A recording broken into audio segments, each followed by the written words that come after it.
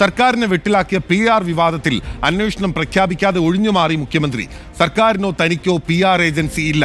അഭിമുഖം നൽകണമെന്നാവശ്യപ്പെട്ട് CPIM നേതാവിന്റെ മകൻ സുബ്രഹ്മണ്യനാണ് സമീപിച്ചതെന്നും അതിനെ തുടർന്നാണ് സമയം അനുവദിച്ചതെന്നും മുഖ്യമന്ത്രി വ്യക്തമാക്കി.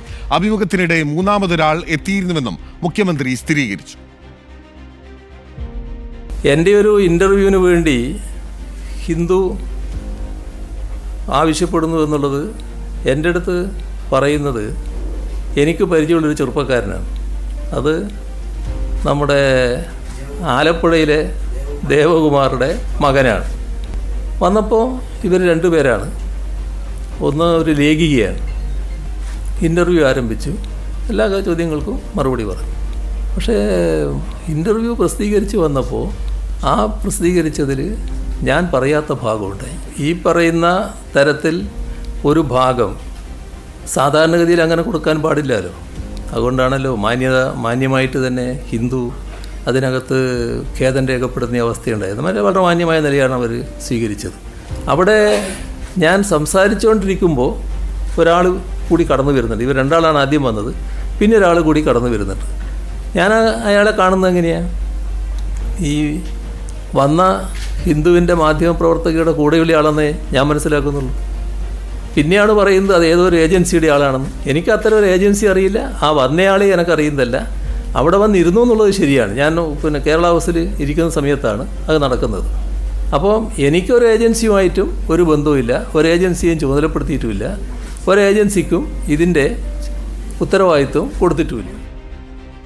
അതേസമയം ദ ഹിന്ദുവിന് PR ഏജൻസി നൽകിയ വിവരങ്ങൾ എഴുതി നൽകിയത് മുഖ്യമന്ത്രിയുടെ ഓഫീസിൽ നിന്നാണെന്നാണ് സൂചന.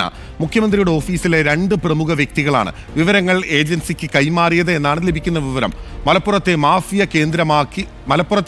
കേന്ദ്രമാക്കി മുദ്രകുത്താൻ PR ഏജൻസിയായ കൈസൻ ശ്രമിച്ചതിന്റെ കൂടുതൽ തെളിവുകളും റിപ്പോർട്ടറിന് ലഭിച്ചു. മുഖ്യമന്ത്രി പത്രസമ്മേളനം നടത്തുന്നതിന് മുൻപേ തന്നെ വിവാദ വിഷയം ഉൾപ്പെട്ട പത്രക്കുറിപ്പുകൾ കൈസൻ ദേശീയ മാധ്യമങ്ങൾക്ക് വിതരണം ചെയ്തിരുന്നു. വിവരങ്ങളുമായി തിരുവനന്തപുരത്ത് നിന്ന് ശ്രീജിത്തും ദില്ലിയിൽ നിന്ന് PR സുനിലും തത്സമയം ചേരുകയാണ്. ആദ്യം ശ്രീജിത്തിലേക്കാണ്.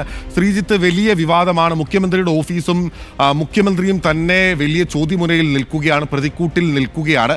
പക്ഷെ ദുർബലമായ പ്രതിരോധം മാത്രമാണ് ഇന്നത്തെ പത്രസമ്മേളനത്തിൽ ഉടനീളം മുഖ്യമന്ത്രി വരുത്തിയത് എന്ന് തന്നെയല്ലേ വിലയിരുത്താനാവുക? ഈ മുഖ്യമന്ത്രിയുടെ വാക്കുകൾ കൂട്ടിച്ചേർത്തത് മുഖ്യമന്ത്രിയുടെയോ ഓഫീസിൻ്റെയോ അറിവോടെ അല്ലെങ്കിൽ ആ ഏജൻസിക്കെതിരെ എന്തുകൊണ്ട് അന്വേഷണം ഇല്ല എന്ന ചോദ്യത്തിനും അദ്ദേഹത്തിന് മറുപടി പറയാൻ കൃത്യമായി ആയിട്ടില്ല. ശ്രീജിത്ത്,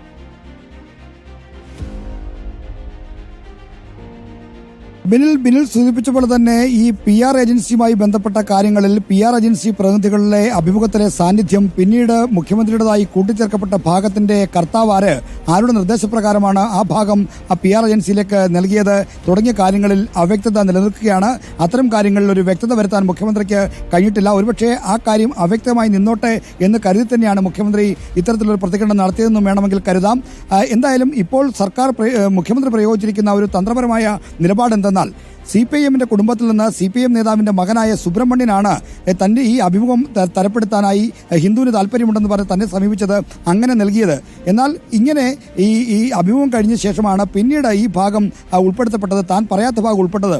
അതിപ്പോൾ സുബ്രഹ്മണ്യൻ നൽകിയതാണ് എന്ന് പറയുന്നെങ്കിലും തനിക്ക് അതേക്കുറിച്ച് അറിയില്ല, തനിക്കൊരു PR ഏജൻസിയും ഇല്ല, താൻ ആരെയും ഇതിനായി ചുമതലപ്പെടുത്തിയിട്ടില്ലെന്നാണ്. അപ്പോൾ ഫലത്തിൽ ഈ അഭിമുഖം നടക്കുന്ന സമയത്ത് അവിടെ ഉണ്ടായിരുന്ന സാന്നിധ്യങ്ങളിൽ 2 പേർ PR ഏജൻസിയുടെ പ്രതിനിധികളിൽ ഒന്ന് ഈ സുബ്രഹ്മണ്യനാണ്. അദ്ദേഹത്തെ പഴിചാരിയാണ് ഇപ്പോൾ മുഖ്യമന്ത്രി രക്ഷപ്പെടാനായി ശ്രമിക്കുന്നത്. അദ്ദേഹത്തിന് അത്തരമൊരു പഴിചാരലും പ്രതിരോധവും അനുഭവിക്കേണ്ടി വരുന്നത് എന്തുകൊണ്ടെന്നാൽ അദ്ദേഹം പാർട്ടിയുടെ കുടുംബത്തിൽ നിന്ന് പാർട്ടിയുടെ ഒരു നേതാവിൻ്റെ, ആലപ്പുഴ ജില്ലയിലെ ഒരു പ്രധാനപ്പെട്ട നേതാവിൻ്റെ മകനാണ്. അപ്പോൾ അദ്ദേഹം ഈ കാര്യങ്ങളുമായി പൊരുത്തപ്പെട്ടുകൊള്ളും സഹിച്ചുകൊള്ളും എന്ന് മനസ്സിലാക്കിക്കൊണ്ടുള്ള ഒരു കൗശലപൂർവ്വമായ ഒരു നിലപാടാണ് മുഖ്യമന്ത്രി ഇക്കാര്യത്തിൽ സ്വീകരിച്ചിട്ടുള്ളത്. അതായത് ഈ സുബ്രഹ്മണ്യനെ ചാരി ഈ PR ഏജൻസി ഇല്ല എന്ന് സ്ഥാപിക്കാനും അതുമായി ബന്ധപ്പെട്ട എല്ലാ ചോദ്യങ്ങൾക്കും ഉത്തരം നൽകാതിരിക്കാനുമാണ് മുഖ്യമന്ത്രി ശ്രമിച്ചിരിക്കുന്നത്. ഓക്കെ, PR സുനിൽ കൂടി ചേരുകയാണ് ദില്ലിയിൽ നിന്ന്. സുനിൽ, ഈ വിധത്തിലുള്ള പ്രതിരോധം മുഖ്യമന്ത്രി വാർത്താ സമ്മേളനത്തിലൂടെ നടത്തുമ്പോൾ പോലും മാധ്യമങ്ങളുടെ മുഴുവൻ ചോദ്യങ്ങൾക്കും മറുപടി നൽകാൻ മുഖ്യമന്ത്രിക്ക് സാധിക്കുന്നില്ല എന്നുള്ള വസ്തുത അവിടെ നിലനിൽക്കുകയാണ്. അതിനിടയിലാണ് CMOയിൽ നിന്ന് തന്നെയാണ് ഈ വിവാദമായിട്ടുള്ള കൂട്ടിച്ചേർക്കലുകൾ ഉണ്ടായിട്ടുള്ളത് എന്ന വിവരം കൂടി പുറത്തു വരികയാണ്. അക്ഷരാർത്ഥത്തിൽ വലിയ പ്രതിരോധത്തിലേക്കല്ലേ സർക്കാരും CMOയും സംസ്ഥാന മുഖ്യമന്ത്രിയും പോകുന്നത്?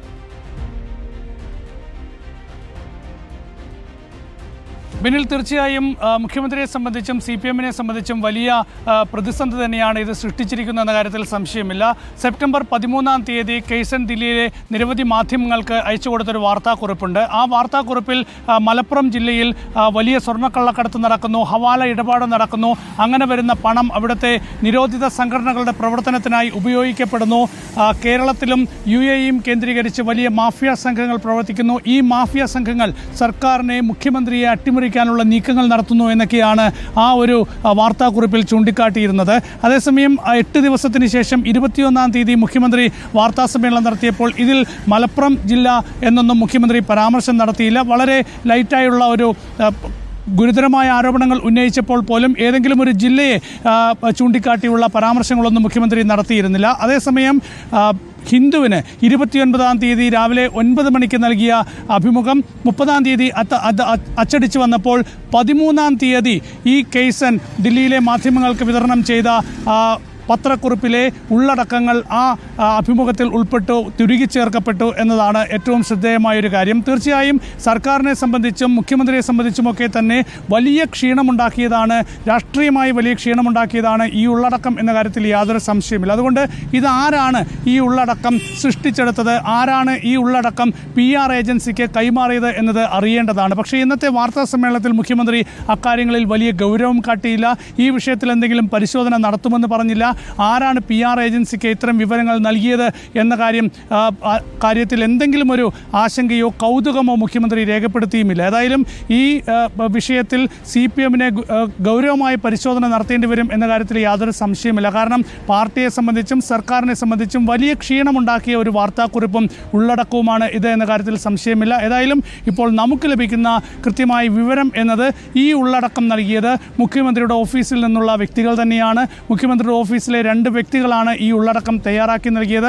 അഭിമുഖം എടുക്കുന്ന സമയത്ത് PV അൻവറിനെ കുറിച്ചുള്ള ചോദ്യം വന്നപ്പോൾ അത് ഞാൻ നേരത്തെ പറഞ്ഞിരുന്നതാണ് എന്ന് മുഖ്യമന്ത്രി പറഞ്ഞിരുന്നു. എന്നാൽ ആ ഉള്ളടക്കത്തിൻ്റെ മുഖ്യമന്ത്രി നേരത്തെ പറഞ്ഞതിൻ്റെ ഭാഗം എഴുതി നൽകാമെന്ന് PR ഏജൻസി ഉറപ്പ് നൽകുന്നു. പിന്നീട് PR ഏജൻസി മുഖ്യമന്ത്രിയുടെ ഓഫീസിൽ ബന്ധപ്പെടുന്നു. മുഖ്യമന്ത്രിയുടെ ഓഫീസിൽ നിന്ന് ഇത് എഴുതി തയ്യാറാക്കി PR ഏജൻസിക്ക് നൽകുന്നു. സുബ്രഹ്മണ്യൻ വഴിയാണ് അത് PR ഏജൻസിക്ക് ലഭിക്കുന്നത്. പിന്നീട് PR ഏജൻസി ദ ഹിന്ദുവിന് നൽകുന്നു. അപ്പോൾ സെപ്റ്റംബർ 13-ന് പുറത്തിറക്കിയ വാർത്താക്കുറിപ്പ്, അതിന് സമാനമായ ഉള്ളടക്കം ദ ഹിന്ദുവിൽ വരുത്താൻ PR ഏജൻസി വഴി ഈ സംഘം ശ്രമിച്ചു എന്നതിൻ്റെ വ്യക്തമായ സൂചനകൾ പുറത്തു വരികയാണ്. അതായാലും മുഖ്യമന്ത്രിക്ക് വലിയ ക്ഷീണമുണ്ടാക്കി, പാർട്ടിക്ക് വലിയ ക്ഷീണമുണ്ടാക്കി. പക്ഷേ അപ്പോഴും ഇക്കാര്യത്തിൽ ഗൗരവമായി എന്തെങ്കിലും ഒരു നീക്കം നടത്തും എന്ന് പരസ്യമായി മുഖ്യമന്ത്രി പറഞ്ഞില്ല. പക്ഷേ CPM-നെ സംബന്ധിച്ച് ഇത് പരിശോധിക്കാനുള്ള നടപടികൾ ഉണ്ടാകും എന്ന് തന്നെയാണ് മനസ്സിലാക്കാൻ കഴിയുന്നത്.